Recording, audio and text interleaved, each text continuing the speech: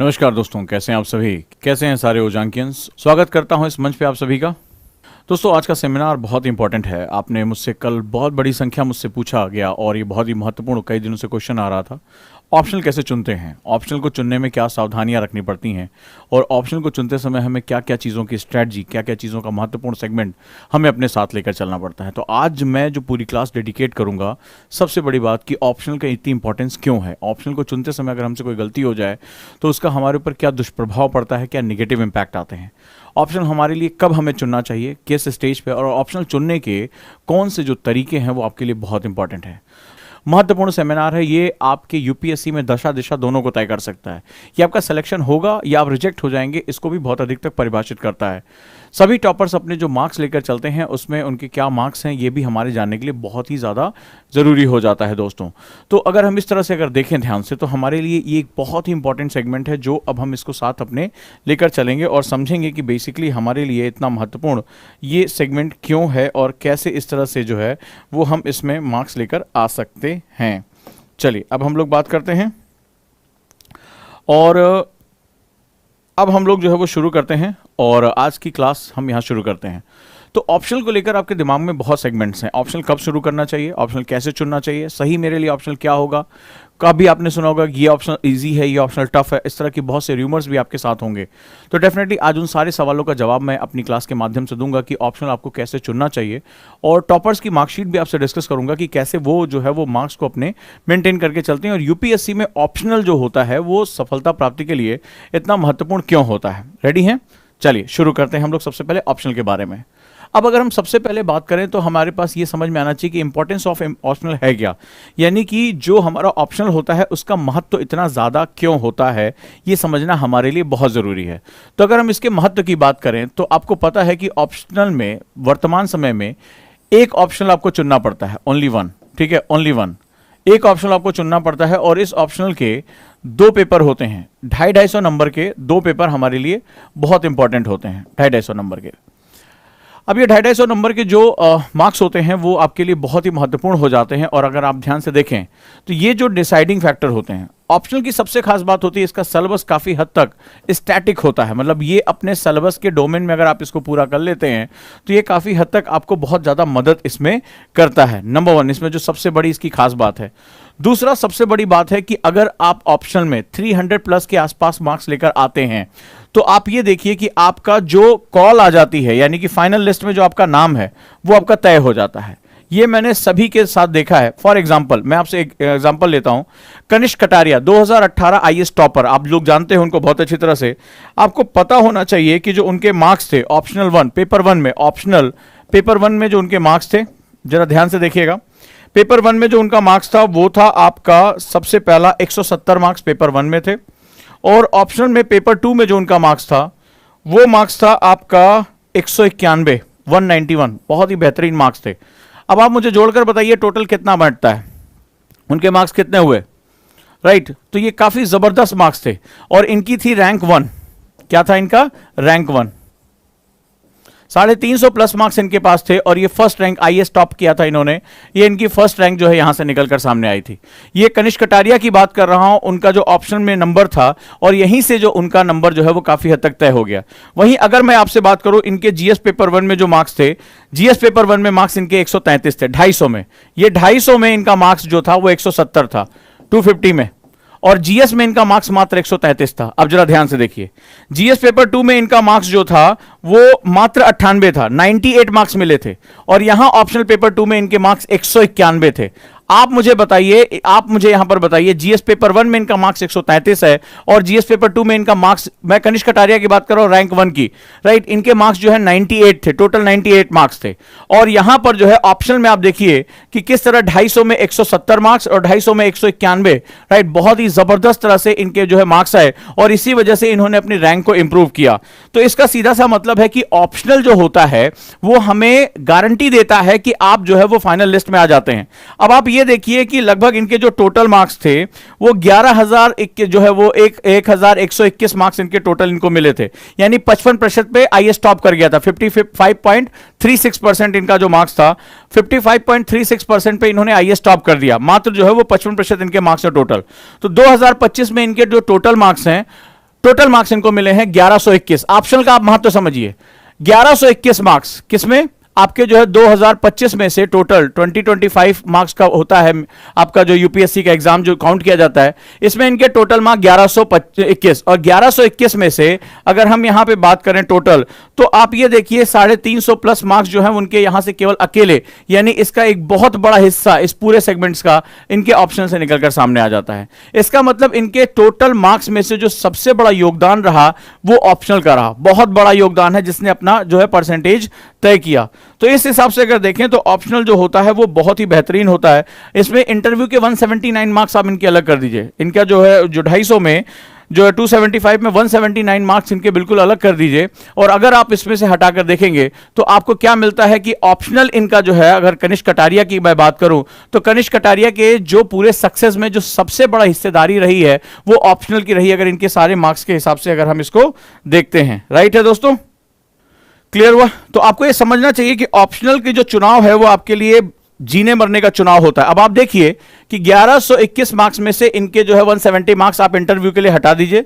Return की अगर बात करें तो रिटर्न में जो इनको सबसे ज्यादा मार्क्स मिले हैं वो मिले हैं किसमें, ऑप्शनल में मिले हैं। तो इसलिए ऑप्शनल आपको बड़े ध्यान से चुनना पड़ता है। मैं बार बार कहता हूं कि ऑप्शनल आपको जिता भी सकता है और ऑप्शनल आपको हमेशा के लिए हरा भी सकता है। एक और एग्जाम्पल लेता हूं, अक्षत जैन के बारे में बात करता हूं, रैंक 2। अगर मैं रैंक 2 की बात करता हूं, ध्यान से देखिए, रैंक 2, तो रैंक 2 यानी अक्षत जैन की अगर मैं बात करूं तो इनके 2025 में से 2025 में से टोटल जो इनके मार्क्स रहे थे वो 1080। टॉपर्स और सेकंड रैंक में ज्यादा जो है नंबर का अंतर नहीं, 1080 यानी 53.33% इनके टोटल मार्क्स आए। अब जरा यहां पर देखिए कि जब ये अपने ऑप्शनल में जाते हैं तो इनको ऑप्शनल के पेपर 1 में, ध्यान से समझिएगा, ऑप्शनल के पेपर 1 में 250 मार्क्स में से इनको जो टोटल मार्क्स मिलते हैं, 250 मार्क्स में से 250 मार्क्स में से जो मिलता है पहले पेपर में 171 मार्क्स मिलता है, और ऑप्शनल में पेपर 2 में अगर जाते हैं तो 250 मार्क्स में इनको जो है टोटल मार्क्स मिलता है वो मिलता है 164, 164 मार्क्स इनको मिलते हैं। राइट, ऑप्शनल में अगर मैं बात करूं तो इनके मार्क्स जीएस के जो मार्क्स थे वो रैंक 1 से ऊपर थे। याद रखिएगा, इनको जो है वो जीएस पेपर 1 में जो मार्क्स मिले थे वो 250 में 250 में इनको 99 मार्क्स मिले, और जीएस पेपर 2 में जो इनको मार्क्स मिले वो 250 में जो टोटल मार्क्स मिला है वो इनको मिला 114, यानी टॉपर से भी ज्यादा इनको नंबर मिले हैं जीएस में। जीएस के इनके मार्क्स इसमें ज्यादा थे, लेकिन इनके ऑप्शनल के मार्क्स आप देखिए 250 में 171 और 164 मार्क्स के साथ ये कहां पर ऊंचाइयां जो है वो छू रहे हैं। राइट, ऊंचाइयां छू रहे हैं। तो ये एक बहुत इंपॉर्टेंट सेगमेंट होता है जहां पर हम लोग बात कर रहे हैं। अब आप देखिए कि इनके टोटल मार्क्स में जो सबसे बड़ा योगदान इनको दे रहा है, अभी आप देखेंगे जितने भी रैंक होल्डर्स हैं, जितने भी आप मार्क्स निकालते हैं, जितने भी रैंक होल्डर हैं, सभी 300 प्लस मार्क्स के साथ हैं। नोटिस करके देखिएगा, आप कितनी भी इंटरनेट से मार्कशीट निकाल लीजिए, सबकी मार्क्स निकालिए, आप एक कॉमन चीज देखेंगे, जिसके पास ऑप्शनल में 300 प्लस मार्क्स हैं वो बहुत ही आसानी से फाइनल लिस्ट में बिल्कुल ही वो अपना प्रवेश कर जाता है। अब ये देखिए कि यहां जीएस में 250 में इनको 99 नंबर मिले, सोचिए हिस्ट्री, ज्योग्राफी और सोशल इश्यूज, और यहीं पर ऑप्शनल के एक पेपर 250 में इनको 171 नंबर मिले। यहां पर इनको जो है जीएस में 114 नंबर मिले हैं और यहां पर 164 नंबर मिले हैं। ठीक है, मैं जो है वो रैंक 2 की बात कर रहा हूं। इसका सीधा सा मतलब है कि ऑप्शनल पे अगर थोड़ा सा फोकस किया जाए, ऑप्शनल को थोड़ी सी स्ट्रैटेजी के साथ लेकर चला जाए, तो इसमें बहुत ही अच्छे मार्क्स हमारे निकलकर सामने आते हैं। ये रैंक 2 की मार्क्स के बारे में मैं आपसे बात कर रहा हूं। इसीलिए जितने भी बच्चे मुझे इस समय सुन रहे हैं, मुझे देख रहे हैं, वो ये समझें कि टॉपर जो होते हैं वो ऑप्शनल को बहुत संजीदा होकर, बहुत सीरियसनेस के साथ और बहुत गहराई के साथ पढ़ते हैं। मैंने रैंक 1 और रैंक 2 दोनों के मार्क्स आपके सामने डिस्कस कर दिए। ये भी डीएस में भी 250 नंबर है, लेकिन आप देखिए 250 में ऑप्शनल के 171 नंबर निकालना इनके लिए ज्यादा आसान था। राइट, 250 में ही 114 नंबर इनको जीएस में मिले हैं और वहीं पर इनको जो है 164 नंबर यहां सेकंड पेपर में यहां पर मिले हैं। तो रैंक 1 और रैंक 2 दोनों जो है वो अपने ऑप्शनल के आधार पर अपनी रैंक को तय करा ले जाते हैं। यानी सीधी सी बात अगर मैं आपसे कहूं, मेरा जो एक अनुमान है कि अगर आप ऑप्शनल में 300 प्लस मार्क्स लेकर जाते हैं दोस्तों, 300 प्लस मार्क्स लेकर जाते हैं, तो आपकी फाइनल कॉल आपके पक्ष में आ जाएगी, अगर ऑप्शनल आपका बहुत ही जबरदस्त है। क्लियर है? पहला कॉन्सेप्ट क्लियर हुआ कि टॉपर्स अपना टाइम मैनेज कैसे करते हैं। टॉपर्स जो हैं, मैंने दोनों की आपको जो है मार्कशीट आपको दिखाई, और दोनों की मार्कशीट में आपको आसानी से ये चीजें जो है समझ में आ गई होंगी कि इन्होंने उतनी मेहनत में जी ऑप्शनल में कितना जबरदस्त जो है अपना नंबर लिया। और अगर आप टोटल नंबर देखें, 1080 में आप देखिए कि इसमें ऑप्शनल का कितना बड़ा योगदान है।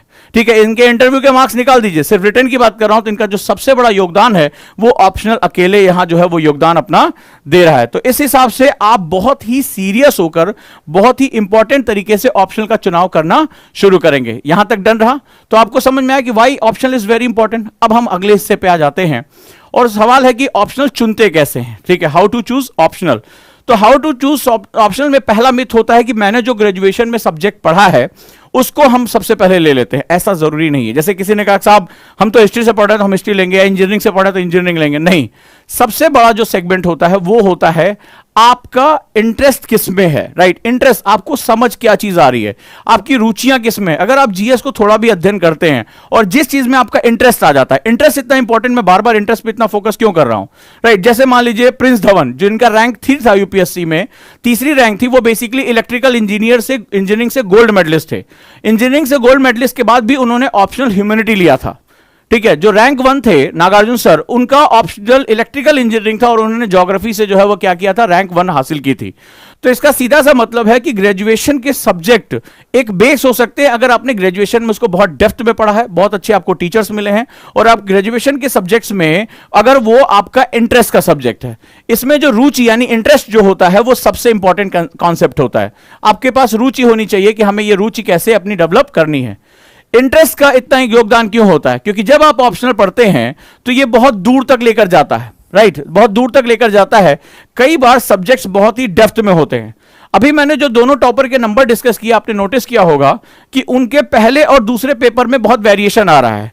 रैंक 1 के सेकंड पेपर में अभी आपने देखा कि उसके मार्क्स ज्यादा हैं, लेकिन रैंक 2 जैन का जो मार्क्स है उसमें अगर आप देखेंगे तो उसका पेपर 2 यानी ऑप्शनल पेपर 2 में मार्क्स कम है। तो इसका मतलब है कि ये लोगों के हिसाब से वैरी करता है। ठीक है, लोगों के हिसाब से ये वैरी करना शुरू कर देता है। इसका सीधा सा मतलब है कि हमें रुचि यानी आर्टिफिशियल हमें एक सेगमेंट जो है जनरेट करना पड़ेगा। तो पहले जो रुचि होती है यानी इंटरेस्ट जो होता है वो आपका पॉइनियर और सबसे इंपॉर्टेंट कॉन्सेप्ट हो जाता है, नंबर 1। नंबर 2, अब रुचियां 2 प्रकार की होती हैं। अब यहां समझिएगा, सर मेरे को क्या पता, मैंने कभी हिस्ट्री नहीं पढ़ा, कभी ज्योग्राफी नहीं पढ़ा, मुझे नहीं पता पीएसआईआर में मैं रुचि को कैसे समझूंगा। 2 जो इंपॉर्टेंट, इंटरेस्ट का क्या होता है। इंटरेस्ट एक तो ओरिजिनल होता है, मतलब आपको किसी सब्जेक्ट में बहुत इंटरेस्ट है। मान लीजिए आपको समाज के बारे में समझने का बड़ा है, राजनीति में आपका बड़ा इंटरेस्ट है, आपको भूगोल बहुत अच्छा लगता है, आपको ऐतिहासिक चीजों को पढ़ना है, ये आप अपना एक बेसिक जानते हैं। और जब आप जीएस की शुरुआत करते हैं तो शुरुआत में आपको अपना इंटरेस्ट पता चलना शुरू हो जाता है। एक होता है आर्टिफिशियल यानी कि कृत्रिम रूप से। अब जैसे प्रिंस धवन रैंक 3 आई, इलेक्ट्रिकल इंजीनियरिंग से गोल्ड मेडलिस्ट, और वो जो है ह्यूमैनिटी का सब्जेक्ट, मानवतावादी सब्जेक्ट जो है ले रहा है, उसका पीछे कारण क्या है? Artificial interest. ठीक है, आर्टिफिशियल इंटरेस्ट, जब हमें टीचर अच्छा मिल जाता है और टीचर की भाषा हमें समझ में आने लगती है, वो जिस भाषा में हमें समझा रहा है, ये नहीं कि टीचर कितना विद्वान है, ये एक सेकंड क्राइटेरिया होगा। विद्वान है वो अपने लिए विद्वान होगा, वो जब मुझसे बात कर रहा है तो मुझे कितनी आसानी से बात को समझ में आ रहा है, वो मुझे जो उदाहरण दे रहे हैं वो मुझे कितनी आसानी से समझ में आ जा रहे हैं, क्या हमारी भाषा आपस में मैच कर रही है, क्या उनकी बताई गई चीजें मेरे दिमाग में आ रही है। तो ये हमारे लिए एक आर्टिफिशियल इंटरेस्ट को जनरेट करता है, कृत्रिम रुचि को जनरेट करता है। और जब ये जो रुचि जनरेट हो जाती है तो उसके पश्चात जो है वो हमारा जो है वो काम बहुत आसान हो जाता है। क्योंकि एक बार ऐसा समय आएगा जहां पर जो ऑप्शनल होता है वो पोस्ट ग्रेजुएशन लेवल को टच करता है, काफी टफ कॉन्सेप्ट को टच करता है। ऐसी कंडीशन में जो हमारे पास अगर इंटरेस्ट नहीं होगा तो हम धीरे धीरे वहां से हट जाएंगे। आप लोग क्या करते हैं, सबसे बड़ी गलती करते हैं, अरे वो फलानवा का ऑप्शनल छोटा है, फलानवा का सब्जेक्ट छोटा है और इसका सिलेबस बड़ा, इसका सिलेबस छोटा है। तो बड़ा और छोटा अगर होने लगे अगर यूपीएससी में चीजें, तो यूपीएससी खा जाएगा आपको। मान लीजिए आपने कहा कि साहित्य बहुत छोटा है, लेकिन जब आप साहित्य के अंदर जाएंगे, सिलेबस देखने में छोटा, उसने लिख दिया कि तुलसीदास जी की 100 चौपाइयां, ठीक है, तो आपने सिंपल अगर दोनों को देखो, बोले यार उसमें 20 यूनिट है, इसमें केवल 12 यूनिट है, तो ठीक है, तुलसीदास जी की 100 चौपाइयां ऑप्शन में लिखा, तो आप क्या करते हो, अरे देखो सिलेबस कितना छोटा है। लेकिन तुलसीदास जी की 100 चौपाइयां पढ़ना, तुलसीदास जी की 100 चौपाइयों पे कमांड करना, और जब आप 100 चौपाइयां पढ़ना शुरू करोगे तब आपको पता चलेगा इसके अंदर कितनी गहराई। बोले यार 4 किताबें पढ़नी है, मन्नू भंडारी पढ़नी है, जो है वो मैला आंचल पढ़नी है। जब तुम मैला आंचल पढ़ना शुरू करोगे, उपन्यास और उसके कैरेक्टर्स को जानना शुरू करोगे, उनके ओरिएंटेशन को, तब तुम्हें लगेगा अरे यार ये तो बड़ा गहरा अंदर चला गया। तो होता क्या है कि यूपीएससी में ना तो कोई सिलेबस का बड़ा ना किसी छोटा होना, ये क्राइटेरिया अब काम नहीं करता, अब काम नहीं करता। ये पुराने जमाने में काम करता था। कब? जब यूपीएससी का पेपर महीनों जब चला कर लिया, बहुत लंबे टाइम तक चला करता था और 2-2 ऑप्शनल हुआ करते थे। तो इस तरह से ऑप्शनल चुना जाता है। बट अब एक ऑप्शनल हो गया है, पेपर सुबह शाम होता है, अब इस तरह की चीजें नहीं काम आती हैं। अब काम आता है इंटरेस्ट किस में है, नंबर 1। दूसरा, अब एग्जाम के बीच में टाइम कम मिलता है, तो मुझे सबसे बड़ी बात है कि वो मेरे जीएस में मुझे कितनी हेल्प करेगा। अगर वह जीएस में मुझे हेल्प कर पा रहा है तो मेरे लिए वो प्राइम हो सकता है, क्योंकि मेरे पास जीएस पढ़ने के लिए एक्स्ट्रा टाइम नहीं मिलेगा, पहले जितना समय मुझे अब नहीं मिलने जा रहा है। अगला, बुक्स किसकी अवेलेबल है। मान लो जैसे एक स्टूडेंट ने मुझसे कहा, एक स्टूडेंट ने क्वेश्चन पूछा, सर मुझे इकोनॉमिक्स अच्छी लग रही है। मैंने कहा ठीक है, बहुत अच्छी बात है, मैं हिंदी माध्यम में अर्थव्यवस्था लेना चाहता हूं। अब दिक्कत है, मैंने जब उससे कहा कि क्या तुम्हें टीचर और बुक्स दोनों हिंदी माध्यम में अवेलेबल है, मार्केट में उसको मैंने खोजने के लिए भेजा और देखा कि वहां पर बुक्स उसको अवेलेबल नहीं है। जैसे आपने कहा कि एंथ्रो, ठीक है, एंथ्रो बहुत अच्छा सब्जेक्ट है, लेकिन जब आप एंथ्रो की बुक्स को हिंदी में ढूंढने निकलोगे तो वो नहीं मिलेंगी। जैसे मान लीजिए इंजीनियरिंग आपकी बुक्स पढ़ना है, तो अब आप इंजीनियरिंग से बुक को जब हिंदी में ढूंढने निकलोगे तब आपको नहीं मिलेगा। यानी यहां पर भाषा का भी बड़ा चुनाव बहुत जरूरी है। अगर आप हिंदी में एग्जाम दे रहे हैं, अगर आप इंग्लिश में एग्जाम दे रहे हैं या किसी भी भाषा में एग्जाम दे रहे हैं, तो आप पहले तय करिए मुझे टीचर आसानी से मिल रहा है कि नहीं मिल रहा है, टीचर की भाषा मुझे समझ में आ रही कि नहीं आ रही है, मेरे पास उसकी बुक्स हिंदी या इंग्लिश में, आपको बुक्स इसके साथ पढ़नी पड़ेगी, मुझे उपलब्ध हो रहा है या नहीं उपलब्ध हो रहा है, टीचर के साथ मेरा जो एक कोलैबोरेशन है, टीचर के साथ जो मेरी अंडरस्टैंडिंग है वो कहां तक है, और सबसे बड़ी बात जो ट्रेंड चेंज हो रहा है, यानी कि इसका जो नेचर है, ये जीएस में मुझे कितना योगदान दे रहा है, जीएस में कितना पार्ट ये मुझे कवर करेगा। ये क्राइटेरिया जो होते हैं वो बहुत ही महत्वपूर्ण आपके लिए हो जाते हैं आपके ऑप्शनल के चुनाव में। डन है, ओके है, चलिए अब ऑप्शनल को चुनना कैसे है। ठीक है, तो सबसे पहले समझते हैं हमारे पास ऑप्शनल होते कितने प्रकार के हैं। चलें एक बार देख लें। तो चलिए, मुख्य परीक्षा में जो ऑप्शनल का लिस्ट है वो हमारे पास ये है। आप एग्रीकल्चर एज एन ऑप्शन, बहुत से बच्चों को नहीं पता कि कौन कौन से ऑप्शनल को चुना जा सकता है, तो ये भी आपके लिए बड़ा इंपॉर्टेंट हो सकता है। एग्रीकल्चर एज एन ऑप्शन आप ले सकते हैं कृषि के रूप में। Animal husbandry and veterinary science, अगर कोई जो है वेटरनरी साइंस में वो जा सकता है। एंथ्रोपोलॉजी जो हमारा नृजातीय विज्ञान है उसको ले सकते हैं। बॉटनी ले सकते हैं, केमिस्ट्री ले सकते हैं, civil engineering, commerce and accountancy, economics as an optional भी ले सकते हैं। इलेक्ट्रिकल इंजीनियरिंग जो हमारा सेगमेंट है, जियोग्राफी यानी भूगोल, जियोलॉजी यानी भूविज्ञान, ये दो अलग अलग ऑप्शन है, याद रखिएगा। हिस्ट्री यानी इतिहास, लॉ जो हमारा कानून है, लॉ हो गया, मैनेजमेंट हो गया, मैथमेटिक्स हो गया, मैकेनिकल इंजीनियरिंग हो गया, मेडिकल साइंस हो गया, अगर कोई जो है वो डॉक्टर है, एमबीबीएस है, फिलॉसफी हो गया, दर्शन शास्त्र जिसे कहते हैं, फिजिक्स जो है हमारा भौतिक विज्ञान, political science and international relationship जिसको पीएसआईआर बोलते हैं वो भी हो गया, राजनीति विज्ञान जिसे बोलते हैं, साइकोलॉजी मनोविज्ञान, पब्लिक एडमिनिस्ट्रेशन लोक प्रशासन, सोशियोलॉजी यानी समाज विज्ञान जो हमारा हो गया जिसको सोशियोलॉजी कहा जाता है, स्टैट सांख्यिकी, जूलॉजी जो हमारा प्राणी विज्ञान हो गया, और literature of any of the following, इसमें से कोई भी आप लिटरेचर ले सकते हैं। असमीज, बंगाली, बोडो, डोगरी, गुजराती, हिंदी, कन्नड़, कश्मीरी, कोंकणी, हमारी जो अनुसूचियों के अंदर भाषाएं हैं इनके अपने साहित्य हैं। ठीक है, Malayalam, Manipuri, Marathi, Nepali, Oriya, Punjabi, Sanskrit, right, Santhali, Sindhi, Tamil, Telugu, Urdu and English. तो इन सब में से कोई भी लिटरेचर यानी साहित्य में भी अपने ऑप्शन को आप चुन सकते हैं। ये बड़ा क्रूशियल पॉइंट है। एक बात ध्यान रखिए कि इसमें आपको जल्दबाजी करने की जरूरत नहीं है, क्योंकि अभी आपको समझ में आ चुका होगा कि ऑप्शनल से सावधानी हटी, दुर्घटना घटी। अगर आपने ऑप्शनल पे कमांड कर लिया और 300 प्लस मार्क्स को आपने टच कर लिया तो आप ये जानते हैं कि फाइनल लिस्ट में आपकी कॉल आनी ही आनी है, अगर आपके कुछ सेलेक्टेड ऑप्शन में से कोई एक ऑप्शन आपको टच कर रहे हैं तो। क्लियर है, यहां तक बात हमारी समझ में आई। तो इतने ऑप्शन ले सकते हैं। अब इसमें जो है वो हिंदी और इंग्लिश का बड़ा ध्यान रखने की आवश्यकता है। फॉर एग्जांपल आपने बॉटनी ले लिया। अब बॉटनी में ज्यादातर किताबें हमारी जो, अगर हमें हायर स्टडी करनी है तो हम ये देखते हैं कि बॉटनी में किताबें इंग्लिश में अवेलेबल हैं। अब अगर आप हिंदी माध्यम से एग्जाम देना चाहते हैं, या तो इंग्लिश में पढ़ के हिंदी में पेपर दे सकते हैं आप, अदरवाइज आपको कम से कम जो है वो इंग्लिश में ही पेपर देना होगा। तो कई बार जैसे ज्योग्राफी, अब ज्योग्राफी एक पुराना सब्जेक्ट है, अब ज्योग्राफी में हिंदी और इंग्लिश दोनों में किताबें अवेलेबल हैं। जो किताब हिंदी में है वही किताब इंग्लिश में उपलब्ध है अच्छे खासा तरीके से।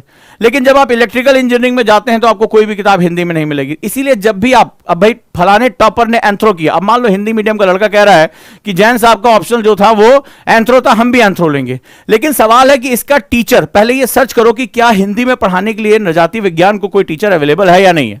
दूसरा, मार्केट में इसकी अगर मैं बुक लिस्ट निकालूं तो क्या एंथ्रो की बुक लिस्ट मुझे हिंदी में मिल रही है कि नहीं मिल रही है। अब जब इस तरह का डिफरेंशिएशन करेंगे तो आप कभी भी गलत ऑप्शनल नहीं चुनेंगे, बात ध्यान रखिएगा, क्योंकि टीचर के पढ़ाने के बावजूद भी आपको कुछ किताबें ढंग से अपने साथ पढ़नी पड़ेंगी ही पड़ेंगी। आप ये गलती मत करिएगा। अब आपको अर्थशास्त्र अच्छा लग रहा है, ठीक है, लेकिन अब जब उसको आप हिंदी में लेने जाएंगे तो क्या मुझे हिंदी में पढ़ाने वाला टीचर मिल रहा है? दूसरा, क्या मुझे हिंदी में अर्थशास्त्र की किताबें उपलब्ध हैं? आप देखेंगे मार्केट में बहुत सी किताबें जो है हिंदी में उपलब्ध नहीं है। तो इस तरह से आपको दिक्कत आ जाएगी। अब जैसे जियोलॉजी, ज्योग्राफी, हिस्ट्री सबसे पुराने सब्जेक्ट में से रहा है। अब हिस्ट्री में हिंदी और इंग्लिश दोनों में किताबें पर्याप्त मात्रा में उपलब्ध हैं।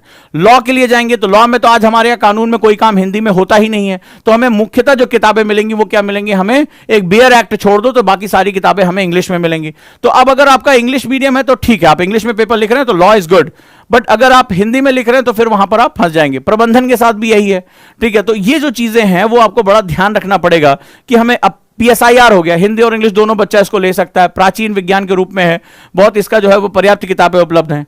ठीक इसी तरह जो है सोशियोलॉजी भी हो गया, पब्लिक एडमिन, ये दोनों के मिल जाएंगे। लिटरेचर आपको मिल जाएगा। जूलॉजी में अब यही है कि वहां पर प्राणी विज्ञान में आपको हिंदी में किताबें जल्दी आसानी से उपलब्ध नहीं होंगी, राइट। साइकोलॉजी बहुत प्यारा सब्जेक्ट है, अगर जिसको भी, अब रुचि यहां पर बड़ी जरूरी होती है कि मन को समझना, जो है वो मन के प्रयासों को समझना, हैबिट्स को समझना, जो बिहेवियर समझना, वहां पर साइकोलॉजी ऑप्शनल की तरफ आप जा सकते हैं। तो ऑप्शनल में ये कोई भी मत सोचिएगा कि इसमें किसी को फायदा और किसी को नुकसान है, याद रखिएगा, राइट। और यहां पर याद ध्यान रखिए, मान लीजिए कोई इंजीनियरिंग का स्टूडेंट, उसने इलेक्ट्रिकल इंजीनियरिंग ले लिया, तो आपको पता होगा कि जो ऑनर्स के सब्जेक्ट होते हैं उनका जो है वो पेपर और टफ बनाया जाता है। तो यूपीएससी के पास स्केलिंग नाम का एक ब्रह्मास्त्र है जहां पर वो सबको बराबर कर देता है। वो पक्षपात नहीं करेगा कि मैं हिंदी वाले और इंजीनियरिंग वाले को अलग अलग करूं, नहीं, वो सबको बराबर करके रखेगा। तो याद रखिएगा कि आपको जब भी कोई ऑप्शनल चुनना है, सबसे पहले देखिए कि मेरे टीचर से मेरा जो है वो कितना अच्छा कांटेक्ट बन पाता है। अब कई बच्चे कहते हैं कि सर मैं इसमें जो है सेल्फ स्टडी कर लूं, तो यहां पर एक प्रॉब्लम आती है, क्योंकि जीएस में आप सेल्फ स्टडी थोड़ी बहुत कर सकते हैं, आप जा सकते हैं, क्योंकि जीएस के जो पेपर का स्तर होता है वो आपका 12th लेकर ग्रेजुएशन तक का होता है, अंडर ग्रेजुएट लेवल का होता है। लेकिन जो ऑप्शनल का पेपर होता है उसमें यूपीएससी खुद कहता है कि ये ग्रेजुएशन से लेकर पोस्ट ग्रेजुएशन लेवल तक का होगा, यानी आप जिस कक्षा में पढ़ रहे हैं उससे भी ज्यादा हायर लेवल पे होगा। अब इतनी हायर चीज को पढ़ने के लिए, और जो मेरे यूपीएससी सिलेक्शन का बेस बन सकता है, आधार बन सकता है, उसके लिए मुझे बहुत संजीदा होकर इसको पढ़ने की आवश्यकता पड़ेगी। इसमें जरा सी भी गलती, क्योंकि इसमें सिर्फ पढ़ना नहीं है, इसमें आपको स्पेशलाइजेशन क्रिएट करनी है, और स्पेशलाइजेशन क्रिएट करने के साथ साथ इसमें आपको आंसर राइटिंग भी बहुत ही बड़े पैमाने पर करनी है। सो इस तरीके से अगर हम बात करें तो यहां पर जो है वो बहुत ही महत्वपूर्ण सेगमेंट हमारे सामने क्रिएट हो जाता है। कुछ ऑप्शनल ऐसे हैं जहां पर वो आपसे आपकी व्यक्तिगत रुचि मांगते हैं, जैसे साइकोलॉजी हो गया। साइकोलॉजी अगर हम स्टूडेंट की बात करें, और फिलॉसफी हो गया, दर्शन, कि अगर आपका मन जो है वो संजीदा रहता है, प्रश्न पूछता है ईश्वर है कि नहीं है, ईश्वर शक्तिशाली है कि नहीं है, मनुष्य के लिए जो ज्ञान प्राप्त हुआ वो अनुभव है या वो जो है वो अपने अभ्यास से प्राप्त कर सकता है। तो आखिर ज्ञान क्या है, ईश्वर क्या है, शरीर क्या है, तत्व क्या है, धर्म क्या है, दर्शन क्या है, खोज क्या है, जो है वो चीजें क्या है। जब इस तरह का आपका मन है तो आपको दर्शन में मजा आएगा, ठीक है, जब आप इस तरह के आर्ग्यूमेंट्स करने की आपकी आदत है। वहीं दूसरी तरफ आप लोगों को ऑब्जर्व करना, उनके बिहेवियर को देखना, इसको गुस्सा क्यों आता है, चिड़चिड़ापन क्या होता है, साइकोलॉजिकल फैक्ट्स का क्या होते हैं, आदमी रिएक्शन कैसे क्रिएट करता है, ये अवसाद में क्यों चला जाता है, स्ट्रेस में क्यों है। जब इस तरह के प्रश्न आप पूछते हैं तो आपके लिए साइकोलॉजी बहुत अच्छा है। इसी तरह हर सब्जेक्ट का अपना एक ओरिएंटेशन होता है। जैसे मान लो सोशियोलॉजी है यानी समाजशास्त्र, बहुत से बच्चे मुझसे यहां पर क्वेश्चन पूछ रहे हैं। अब समाजशास्त्र के रूप में अगर हम देखें तो समाजशास्त्र में आपको समाज के प्रति एक प्रेरणा होनी चाहिए, ठीक है, आप कुछ ना कुछ ग्राउंड में काम करें। आप जैसे बात करें, जैसे इला ही है, तो इला की रैंक 51 आई। अब वहां पर अगर ध्यान से उसको देखेंगे तो वो महिलाओं के लिए उन्होंने बहुत समाज में कार्य किया, एनजीओ के साथ जुड़ी, उन्होंने काम को जो है वो देखा, समझा, और वहां पर जो है वो जो विधवा पेंशन है उसके लिए उन्होंने एक जो है ग्राउंड लेवल पे काम किया। तो जब उससे इन्होंने काम किया तो समाज के एक बड़े वर्ग उसकी चुनौतियों के बारे में उन्हें पता चलने लगा, क्योंकि ये जो सब्जेक्ट है वो डायनेमिक है। साइकोलॉजी में प्रयोग किया जाता है, प्रेक्षण किए जाते हैं, राइट। उसी तरह सोशियोलॉजी में भी लगातार थ्योरीज बदलती रहती हैं। समाज एक परिवर्तनशील इकाई है, समाज एक चेंजेबल इकाई है। तो वहां पर सिर्फ आप ये सोचें कि किताबों के भरोसे काम हो जाएगा तो नहीं होगा। आपको समाज के बीच में जाकर एक थोड़ा सा समय निकालकर या उनके विषय में चिंतन करके, आखिर हमारे समाज में बच्चों से काम क्यों कराया जाता है, उनको शिक्षा क्यों नहीं मिल रही, बाल विवाह क्यों हो रहा है, रेप की घटना इतनी ज्यादा क्यों हो रही है, महिला आज भी अपने जो अस्तित्व के लिए संघर्ष क्यों कर रही है, एसिड अटैक इतना ज्यादा क्यों हो रहा है। तो ये जो चीजें हैं, अगर ये चीजें आपको टच करती हैं, अगर ये चीजें जो हैं वो समाज में, ये आखिर ये हमारे समाज में जातिगत व्यवस्थाएं क्यों बनी है, जातिगत व्यवस्थाएं सही हैं या गलत हैं, तो आप एब्सोल्यूट होकर नहीं कह सकते, आपको उसके पीछे जो है निरपेक्ष रूप में जाकर उसको समझना पड़ेगा। मैं स्त्री विमर्श की बात करूं, मैं फेमिनिज्म की बात करूं, या मैं जेंडर न्यूट्रल सोसाइटी की बात करूं, यानी कल को अगर स्त्रियां बहुत ताकतवर हो जाती तो क्या पुरुष को भी जो है दमन का सामना करना पड़ेगा। तो समाज के लिए सही स्थिति क्या होगी, जेंडर न्यूट्रल, यानी कि जब हम लैंगिक भेदभाव के बारे में बात ही ना करें, या हम केवल स्त्री विमर्श के बारे में बात करें, या हम पुरुष विमर्श के बारे में बात करें, तो अगर आपका मन उद्वेलित होता है समाज में होने वाले परिवर्तनों, अपराधों, जो एक जो है वो किसी का सप्रेशन हो रहा है, दबाव हो रहा है, तो आपके लिए ये बहुत अच्छा ऑप्शन है। तो ऑप्शनल को चुनते समय तमाम तरह के विचार आपको उत्पन्न करने होते हैं। फॉर एग्जांपल, जैसे अभी किसी ने पूछा पॉल साइंस, पॉल साइंस बहुत ही अच्छा ऑप्शनल है। अगर टीचर आपके पास डायनेमिक है, टीचर आपको डायनेमिक पढ़ा रहा है, क्योंकि ये बहुत गतिशील सब्जेक्ट है, इसमें मजा आता है। एक बार आपको कड़ी पकड़ में आ जाए तो, चूंकि क्या होता है पीएसआईआर में सबसे बड़ी बात होती है कि बहुत कुछ आपकी आंखों के सामने चल रहा होता है। अभी चीन क्या कर रहा है आपको पता चल रहा है, अमेरिका क्या कर रहा है आपने सुना होगा, इधर जो है वो क्या श्रीलंका में क्या चल रहा है, इधर म्यांमार में, बांग्लादेश में क्या चल रहा है, किस थ्योरी के हिसाब से भारत जो है वो बांग्लादेश के साथ संबंध बना रहा है और किस थ्योरी के हिसाब से पाकिस्तान से वो दूर जा रहा है। अफगानिस्तान में होने वाली घटनाएं किस तरह से भारत को प्रभावित कर सकती है, भविष्य में हमारे लिए क्या संकट खड़े हो सकते हैं। तो इन चीजों के बारे में जो समसामयिक विमर्श चल रहा है, अगर आप समसामयिक विमर्शों में जा सकते हैं, आप कंटेम्प्रोरी डिस्कशन में जा सकते हैं, तो पीएसआईआर तो आपके लिए ऑप्शनल जो है बहुत ही बेहतरीन है। टॉपर्स ने लिया, टीना डाबी का भी ऑप्शनल जो था पीएसआईआर ही था, राइट। अब आ जाते हैं पबैड पे। पबैड एक अच्छा ऑप्शन हुआ करता था, लोक प्रशासन के लिए जरूरी भी था, लेकिन पिछले कुछ वर्षों से इसमें एक बहुत बड़ा फ्लक्चुएशन देखा गया। वो फ्लक्चुएशन का कारण है कि इसका रुझान जो है वो काफी हद तक जो जर्मन जो उसके एडमिनिस्ट्रेटर के थिंकर्स थे और इस तरफ से झुकाव होता चला गया। भारतीय बाजार में उन किताबों की एक बड़ी कमी पाई गई, जो जरूरतें उन्होंने बदली, क्योंकि इसमें नई नई चीजें आई। प्रशासन में आपने देखा सेकंड एआरसी आया, वीरप्पा मोइली कमेटी की रिपोर्ट्स आई, और प्रशासन को लेकर बहुत कुछ अंतरराष्ट्रीय स्तर पर जो चुनौतियां चल रही हैं, और ऐसी नई चुनौतियां आ गई जिसके बारे में किताबें अभी बात नहीं कर पा रही है, टीचर भी उतना अपडेट नहीं हो पा रहे हैं। नतीजा रहा कि पिछले कुछ समय से पबैट का जो ऑप्शनल का जो रिजल्ट है वो थोड़ा सा डाउन हमें देखने को मिला। बाकी अगर आपके पास टीचर अच्छे हैं, आपकी रुचि जो है जिसमें जैसे आप जो है इंडियन इंस्टीट्यूट ऑफ जो पॉलिटिकल साइंस है, या सॉरी जो पब्लिक एडमिनिस्ट्रेशन IIPA के जर्नल्स अगर आप पढ़ने की ताकत रखते हैं, तो डेफिनेटली आपके लिए बहुत अच्छा है। कोई भी ऑप्शनल बुरा या अच्छा नहीं है, मैंने आपको बताया रुचि आपकी होनी चाहिए, टीचर के साथ आपका कम्युनिकेशन अच्छा होना चाहिए, बुक्स उसकी अवेलेबल होनी चाहिए, और सबसे बड़ी बात है जीएस में उसका कितना योगदान है, इसको आपको बहुत ध्यान देना पड़ेगा। राइट, अब हम चलते हैं। अब कई बच्चों ने जैसे मुझसे पूछा मैथमेटिक्स कैसा रहेगा। ऑप्शन फिर कह रहा हूं, कोई भी ना अच्छा है ना बुरा है। सवाल यह है कि आपका इंटरेस्ट कितना है, आपका इंटरेस्ट किस रूप में काम कर रहा है। फॉर एग्जांपल, जैसे टॉपर ने जो है वो मैथमेटिक्स लिया, लेकिन सवाल है क्या आप ऐसी टॉप मोस्ट यूनिवर्सिटी से पढ़कर आए हैं जहां पर आपको स्कूलिंग या आपका कॉलेज बहुत अच्छा रहा है। सपोज दैट, मान लीजिए मैं IIT से हूं या मैं IISc बेंगलुरु से हूं, तो मेरे कल्चर में मैथमेटिक्स है, मुझे हायर लेवल की मैथमेटिक्स पढ़ाई जा रही है, देश के जो है टॉप मोस्ट जो है प्रोफेसर मेरे साथ हैं। तो ऐसी कंडीशन में, या मेरा व्यक्तिगत रुझान, मैं शुरुआत से ही मैथमेटिक्स का टॉपर रहा हूं बहुत अच्छे, क्योंकि ये एब्स्ट्रैक्ट सब्जेक्ट है, इसमें करोगे तो होगा, नहीं करोगे तो सब 0 बटा सन्नाटा। तो इसमें ऐसा नहीं होगा कि भाई झांसी की रानी वाला कुछ लिख दे, या जो है भारत में गांधी के बारे में थोड़ा मार्मिक लिख दे तो 1 नंबर तो मिल ही जाएगा। मैथ्स में या तो सब कुछ या कुछ नहीं, ये 2 हिसाब चलता है। तो मुझे सवाल है कि मुझे जो है वो कैसे अपने आप को चुनाव के लेकर जाना है, क्या मेरा बैकग्राउंड अच्छा है। ये नहीं कि टॉपर ने किया तो हम भी वो कर लेंगे, वो ये ले रहा है तो हम भी ले लेंगे। अपनी रुचि को पहचानो, यही मैं बात कर रहा हूं। नहीं तो फिर क्या होगा, वो तो कहीं और चला जाएगा और आप कहीं और चले जाओगे, निपट जाओगे। और आप समझ चुके होंगे कि अब अगर ऑप्शन में आपने जो थोड़ा भी गड़बड़ी की तो मामला साफ हो जाएगा। क्लियर है? चलिए, अगर हम बात करें ज्योग्राफी में मैं आ रहा हूं भाई, वो मेरा सब्जेक्ट है, उस पे बारे में अभी थोड़ी देर में बात करूंगा। ठीक है, चलिए ज्योग्राफी के बारे में। Civil engineering optional, engineering optional तभी आप चुने, मैं इसलिए कह रहा हूं क्योंकि मैं इंजीनियर भी हूं, तो ऑप्शनल तभी चुने जब आपका जो कॉलेज है वो बहुत अच्छा रहा। ठीक है, ये कोर सब्जेक्ट है और इनके जो सब्जेक्ट्स होते हैं बहुत टफ, मतलब आपके टीचर्स बहुत अच्छे रहे हो और आपने 4 साल बड़ी गंभीरता से पढ़ाई की हो, आपके मार्क्स CGPA बहुत ही अच्छा रहा हो, तभी आप इंजीनियरिंग सब्जेक्ट्स में आप जाइएगा। एग्रीकल्चर इन हिंदी थोड़ी सी प्रॉब्लम आएगी, क्योंकि जैसे मैंने एक एग्रीकल्चर की जो है ICAR की हैंडबुक देखी थी, इतनी मोटी सी किताब है और बड़ी खूबसूरत किताब है। जितने भी एग्रीकल्चर ऑप्शन वाले बच्चे हैं उनके लिए वो किताब बहुत जन्नत वाली किताब है। ठीक है, बहुत रेयर, अगर आप ढूंढोगे दिल्ली में जैन बुक डिपो CP में जाओगे तो वहां आपको मिल जाएगी। ठीक है, ICAR की Indian council of agriculture research की एक इतना जो है एनुअल बुक आती है, लेकिन आश्चर्यजनक रूप से वो केवल इंग्लिश में आती है। और वो मैनुअल मानी जाती है एग्रीकल्चर के स्टूडेंट्स के लिए। तो कुछ यहां पर बैरियर होते हैं जहां पर आपको ध्यान देना पड़ेगा। राइट, अब चलते हैं। अब सवाल है कि अगर मैं बिगिनर हूं तो मैं ऑप्शन चुनूंगा कैसे। तो कोई जल्दबाजी नहीं करनी है। सबसे पहले आपको क्या करना है, 3 ऑप्शनल, मैंने आपको 4 क्राइटेरिया बताया। पहला क्राइटेरिया फिर दोहरा रहा हूं, गलती करोगे दोबारा कभी भी तुम्हें वापस लौटने का मौका नहीं मिलेगा। अगर आप जानते हैं कि अगर आपने ऑप्शनल पकड़ लिया, मैंने दोनों टॉपर के मार्क्स आपको दिखाए, टॉप रैंक 1 रैंक 2, और दोनों में देखिए किसने में उसमें उन्होंने मार्क्स उठाया, उन्होंने ऑप्शनल में मार्क्स उठाया। सेम 250 नंबर में उनके जीएस में मार्क्स कम है, ऑप्शनल में ज्यादा है, क्योंकि ऑप्शनल का जो सिलेबस होता है वो बहुत हद तक स्टैटिक होता है। वो एक बार आपने उसको पूरा कर लिया, फिक्स कर लिया, वो आपका हो गया भाई, आपका हो गया, उसमें ज्यादा वेरिएशन नहीं आनी है। अगर मुझे चाणक्य मैकियावेली पूछनी है पीएसआईआर में, मैं वही पूछूंगा। हार्टलैंड थ्योरी पूछनी है, मैं वही पूछूंगा। अधिवास भूगोल में मुझे पूछना है तो मैं वही पूछूंगा। वही जो है वो थ्योरीज हमारे पास हैं, वही लॉश का प्रिंसिपल, वही बुदानिया का प्रिंसिपल, ये हमेशा जो है वही चलता रहता है। क्लियर है? अब आगे चलते हैं और हम बात करते हैं ऑप्शनल के बारे में। तो ऑप्शनल पहले आप एक काम करिए, स्टेप 1 लिख लिए, मेरे साथ साथ लिखते जाइए।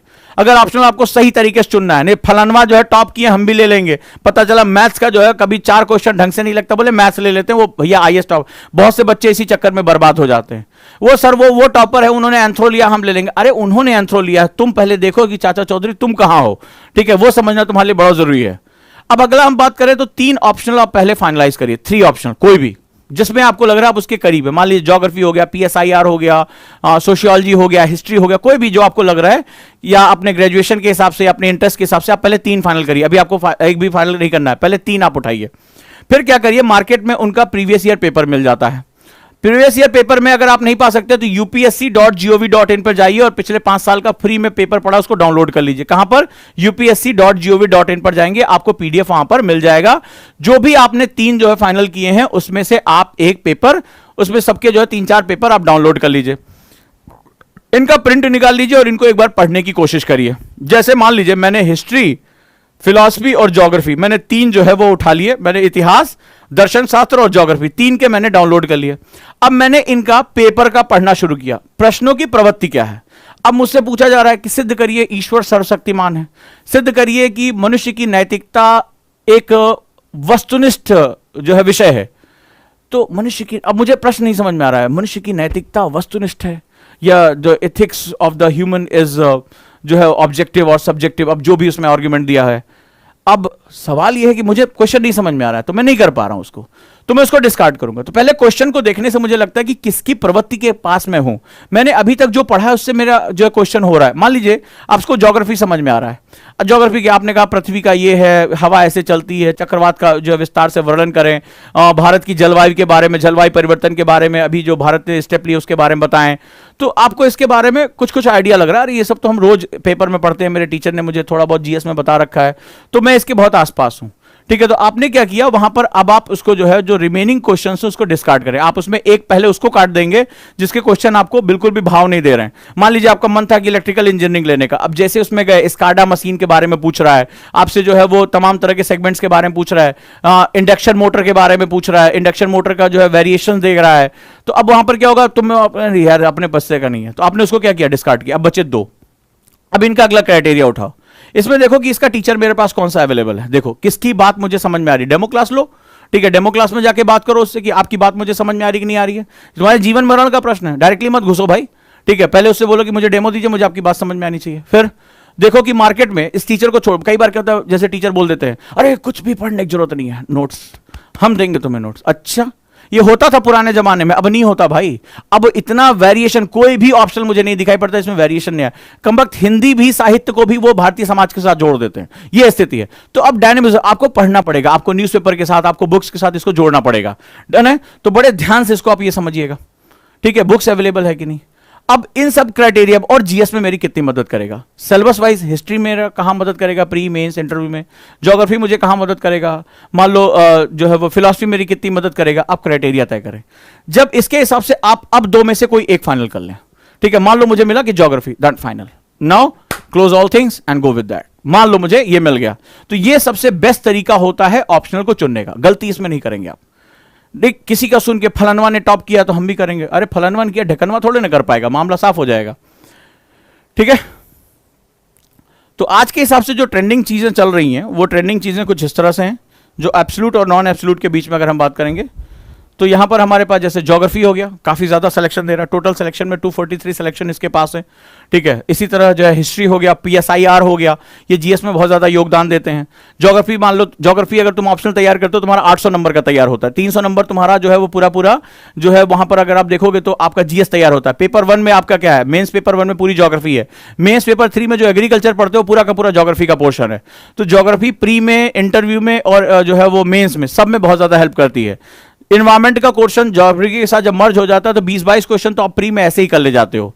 इसी वजह से जो है वो ज्योग्राफी जो है वो भले चाहे ऑप्शनल के रूप में आप कहते हैं कि नहीं भाई बहुत टाइम ले रहा है, लेकिन जब भी आप ज्योग्राफी आप देखते हो तो एक तीर से दो शिकार होते हैं। ये पहली बात, पेपर 1 और पेपर 3 दोनों में बड़ी हेल्प कर देता है, आपका टाइम काफी बच जाता है। मैंने देखा है कि ज्योग्राफी ऑप्शनल वाले बच्चों को जो पेपर 3 में बड़े अच्छे नंबर मिलते हैं तो वहां आपकी मदद करता है, प्री में आपको काफी मदद करता है। तो इस हिसाब से जो है वो टोटल इसका सिलेक्शन में जो टोटल भूमिका होती है बहुत बढ़ जाती है। सोशियोलॉजी यानी कि समाजशास्त्र और एंथ्रो इंग्लिश मीडियम में काफी अच्छा ऑप्शनल है, उसको ले सकते हैं। साहित्य में जो हिंदी साहित्य है, दर्शन और संस्कृत, ये भी बड़े अच्छे माने जाते हैं, इसके साथ जा सकते हैं। और साइकोलॉजी बहुत अच्छा ऑप्शन माना जाता है, बहुत से अच्छे स्टूडेंट जो है साइकोलॉजी भी लगातार इसको लेते चले जा रहे हैं, ठीक है। तो ये इस तरह से अगर आप बात करें यानी PSIR, geography, history, sociology, anthro, maths में आपको स्पेशलाइजेशन चाहिए। कोई भी ऑप्शन ना बुरा है ना अच्छा है, आपकी रुचि अच्छी है, आपका टीचर अच्छा है, आपकी बुक्स अवेलेबल हैं, आपका जो है इंटरेस्ट उसके साथ बना हुआ है, फिर वही आपका सारे ऑप्शन अच्छे हैं। अरबी भी बहुत अच्छा है आपका, जो है उर्दू भी बहुत अच्छा है, कोई टेंशन नहीं है, ठीक है, मजा आएगा उसमें। लेकिन मजा आना चाहिए, द वर्ड इज मजा आना चाहिए। जिस दिन आपको उस ऑप्शन में मजा आने लगे, बोरियत ना हो, आप उलझ ना, अबे पता चला मैंने किसी ने पढ़ा कि भाई वो फिलॉसफी ले लो हो जाएगा, फिलॉसफी बहुत छोटा सा है, आपने जा ले लिए, अब वहां आप बैठे आपका मन ही नहीं लगता, आपका मन जो है दूसरी तरफ उसमें बोल रहा है, बताओ भैंस को उसमें पढ़ा जाएगा कि अनुभववाद, यानी भैंस को अगर हम अनुभव करा दे भैंस को ज्ञान प्राप्त हो जाए, यानी ज्ञान अनुभव से आता है या अनुभव से ज्ञान आता है। अब आप कह रहे अरे यार तीतर के दो आगे तीतर, तीतर के दो पीछे तीतर, बताओ कितने तीतर। हमें नहीं समझ में आ रहा कि भैंस को जो है वो ज्ञान दे तो अनुभव मिलेगा या अनुभव दे तो ज्ञान मिलेगा। हमारी खोपड़ियां खराब हो रही है, अब अंदर गए तो पता चला खोपड़ियां खराब हो रही है। तुम्हें धर्म दर्शन पढ़ने के बाद तुम्हें भगवत गीता पढ़ाई जा रही है, तुम्हें जो है धर्म दर्शन के भारतीय धर्म, पाश्चात्य धर्म का अध्ययन कराया जा रहा है, तुम्हारा मन ही नहीं लगा। तुमने अपने घर में अभी 2 अगरबत्ती आज तक नहीं जलाई थी, अब यहां तुम्हें दर्शन पढ़ा जा रहा, अब अंदर क्या छटपटाने लगे। तुमने क्या होता टॉपर को देखा था, भैया फलाना जो है इसमें इतना नंबर लेकर आए थे तो हमारा भी होना चाहिए, मामला वहीं खराब हो गया तुम्हारा। अपनी रुचि को योगदान दो, रुको, थोड़ा सा समझो, जानो, टीचर के साथ इंटरेक्ट करो, फिर उसके बाद जाओ, क्योंकि अगर यह गलती हो गई तो मामला हो जाएगा साफ, निपट जाओगे बहुत ध्यान से। अब आ जाते हैं, मैं थोड़ा सा अपने ऑप्शनल के बारे में बात करता हूं। ज्योग्राफी में पढ़ाता रहा हूं, हालांकि अब मैं लाइव क्लास नहीं लूंगा, लेकिन मेरी रिकॉर्डेड क्लास अवेलेबल है। 20 लाइव क्लास के माध्यम से मैं उसको जो है वो समझाने की कोशिश करूंगा कि अगर आपके कोई डाउट आते हैं। फॉर एग्जांपल, फिर भी मैं यहां जनरल बात कर रहा हूं कि मान लीजिए अगर आपको ऑप्शनल पढ़ना है, ज्योग्राफी ऑप्शनल खुद से अगर आप जाते हैं, हालांकि इसमें टीचर की कहीं ना कहीं मदद लेने की आवश्यकता पड़ेगी, क्योंकि ऑप्शनल में एक बड़ी विशिष्टता होती है। कई बार स्टूडेंट वही सबसे ज्यादा मारे जाते हैं जो जीएस और ऑप्शनल के बीच में अंतर करना नहीं जानते। उन्हें लगता है अरे यहां पर भी प्लेट टेक्टोनिक पढ़े थे, वहां भी यहां की प्लेट टेक्टोनिक और वहां की प्लेट टेक्टोनिक में बहुत अंतर है। तो कुछ किताबों के नाम ही आप लिख लीजिए अगर ज्योग्राफी ऑप्शनल आप पढ़ना चाहते हैं। पहला है भू-आकृति विज्ञान, जिसको जियोमॉर्फोलॉजी कहते हैं। जियोमॉर्फोलॉजी वो है पी दयाल की बुक है। जलवायु और समुद्र विज्ञान, climatology and oceanography, DS Lal, right, P Dayal, geomorphology. Climatology and oceanography, DS Lal. Environment, Savinder Singh, हालांकि ये सिर्फ बेसिक फंडामेंटल पूरा करता है। मानव भूगोल, human geography, Majid Husain, human geography Majid Husain. अधिवास settlement geography, SD Maurya, SD Maurya. आर्थिक यानी इकोनॉमिक ज्योग्राफी, काशीनाथ सिंह। और इंडियन ज्योग्राफी, माजिद हुसैन। आप इन किताबों के साथ जा सकते हैं अगर आप जो है वो ज्योग्राफी ऑप्शनल को प्रिपेयर कर रहे हैं।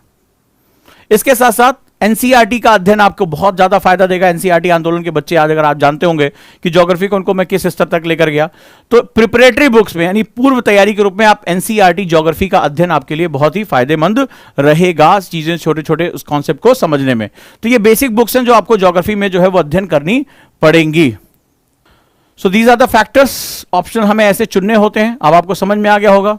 ऐसे ही जो हमारे साथ ब्यूरोक्रेट सर हैं वो आपको पीएसआईआर में बहुत हेल्प करेंगे। पीएसआईआर बहुत अच्छा ऑप्शन है, उनके साथ आप जुड़ सकते हैं। अगर उनकी कोई भी डेमो क्लास चाहिए तो आप बता सकते हैं, दिए गए नंबर पे कॉल करके उनके साथ आप अटैच हो सकते हैं। अनुभव उनके पास प्रशासन का और पीएसआईआर के बड़े लीजेंडरी टीचर माने जाते हैं, तो वहां भी आप जुड़ सकते हैं। बहुत जल्दी हम हिंदी साहित्य भी शुरू कर रहे हैं, बहुत जल्दी हम लोग जो है वो साइकोलॉजी यानी कि मनोविज्ञान का भी हम शुरुआत कर रहे हैं। तो धीरे धीरे जैसे जैसे अब समय आ रहा है जब हम ऑप्शनल को लेकर, जो भी बच्चे 2022 2023 में जाते हैं वो उनके लिए बड़ा इंपॉर्टेंट होता है, राइट। अब हम एक बहुत इंपॉर्टेंट बात करते हैं, मैं अपने अनुभव के हिसाब से, जब मैं क्लास में ज्योग्राफी ऑप्शनल पढ़ाता था तो वहां पर मैं बच्चों को प्रॉप के रूप में यूज करता था, उनको मैं प्रैक्टिकल करके दिखाता था। मेरी क्लास में गुब्बारे, नमक, चीनी, पानी, ये सब जाता था, मैं उन्हें प्रैक्टिकल करके दिखाता था, और अगर आप क्लास देखेंगे तो आप पा जाएंगे। लेकिन उसके बावजूद भी आपने जैसे पूछा कब ऑप्शनल लेना चाहिए, जिस साल एग्जाम देना उसमें नहीं, मैं इसका बिल्कुल विरोधी हूं। ऑप्शनल में मैंने अपने अनुभव से कहा, समझा है, भले चाहे टीचर आपसे कह रहे 6 महीने में ऑप्शनल तैयार हो जाएगा, ऐसे तैयार होगा, तो ऐसे तैयार होगा, ऐसे तुम जो निपट जाओगे, ठीक है, मामला खराब हो जाएगा। ऑप्शनल चूंकि पोस्ट ग्रेजुएशन लेवल का होता है, यूपीएससी अपने नोटिफिकेशन में कहता है ये थोड़ा सा टफ पार्ट होता है। मैंने देखा कि कितना भी टीचर मेहनत कर ले, अच्छे से पढ़ा ले, ठीक है, वो ऑप्शनल में जब पहली बार उसको पढ़ाया जाता है तो उसका केवल एक हल्का हल्का लिंक बनता है। यानी कितना भी टीचर अपना कलेजा निकाल दे, मैं ज्योग्राफी में इतना डेप्थ में चला जाता हूं, उसके बावजूद भी अगर आप देखोगे तो वो कह अच्छा ऐसे होता है सेटलमेंट।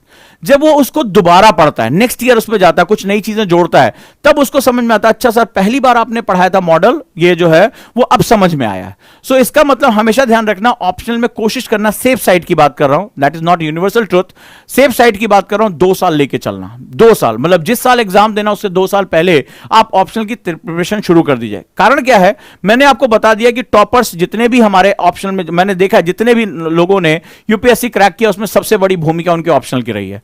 यानी अगर आपको फाइनल लिस्ट में अपना नाम देखना है, बाबूजी को बताना है कि बाबूजी हम आ गए जो है वो यूपीएससी वाले में, तो ऑप्शनल में आपको किसी भी हालत में गलती से भी गलती नहीं करनी है, ठीक है, किसी दूसरे का देखा देखी नहीं जाना है, ट्रू रहना है। दूसरा, आप जब पहली बार ऑप्शनल पढ़ते हैं, कोई भी अच्छे से अच्छा टीचर पढ़ा दे, अगर आपने पढ़ा होगा, आपने, जो मेरे बच्चे मुझे सुन रहे हैं अगर एग्री करते हैं तो मुझे बताइएगा कि हाँ ऐसा हुआ था, राइट। तो वहां पे फर्स्ट टाइम में क्या होता है कि वो लिंक ही नहीं हो पाता, क्योंकि अचानक से इतना ढेर सारा सिलेबस आता है, अचानक से आप अभी ग्रेजुएट स्टूडेंट हैं, अंडर ग्रेजुएट हैं और पोस्ट ग्रेजुएशन की बातें आपसे हो रही हैं, बहुत इतिहास के पीछे हटन की बात हो रही है, डेविड्स की बात हो रही है, एकदम दिमाग झंझना जाता है, पीछे जाएं या आगे जाएं, ठीक है। तो अब ऐसी कंडीशन में आर्ग्यूमेंट्स होते हैं, आलोचनाएं करनी पड़ती है, सबकी आलोचनाएं करनी है। दर्शन में जाओगे तो पश्चिम के विद्वान, भारत के विद्वानों में आपको तुलना करनी पड़ती है। अचानक से क्या होता है, एकदम रायता फैल जाता है, तो इसको समेटते समेटते टाइम लगता है। फिर जब आप इसकी सेकंड रीडिंग करते हो, चीजें और आगे जाती हैं, तो फिर आपके लिंक जुड़ने शुरू होते हैं। और इसके बाद थर्ड स्टेज आता है, जब आप 2 साल के आखिरी में पहुंचोगे कि मुझे इस पर बेहतरीन आंसर राइटिंग कैसे करनी है, रिप्रेजेंटेशन कैसे करना है, क्योंकि ऑप्शनल में जो वर्ड लिमिट होती है वो जीएस से ज्यादा होती है। यानी आपके पास लिखने के लिए ज्यादा कंटेंट होना चाहिए, यह सावधानी आप बहुत ध्यान से याद रखिएगा। इस हिसाब से अगर हम बात करें, सो वहां पर ऑप्शनल की तैयारी अपने आप में एक समय लेती है। तो जो बच्चे 2023-24 के बारे में सोच रहे हैं, वो अभी से ऑप्शनल के बारे में गंभीरता से विचार करना शुरू कर दें, क्योंकि कई बच्चों को मैंने देखा, अरे सर जिस साल एग्जाम देंगे ना उसी साल, वो फलनवा कह रहे थे 3 महीने में ऑप्शनल पूरा करा देंगे, फिर तुम जानते हो परिणाम किसके पक्ष में आएगा, तो बहुत अच्छी तरह से जानते हो, राइट दोस्तों। तो इस तरह से ऑप्शनल के चुनने में कभी भी आप गलती ना करें, ध्यान रखिएगा आप लोग, क्लियर है।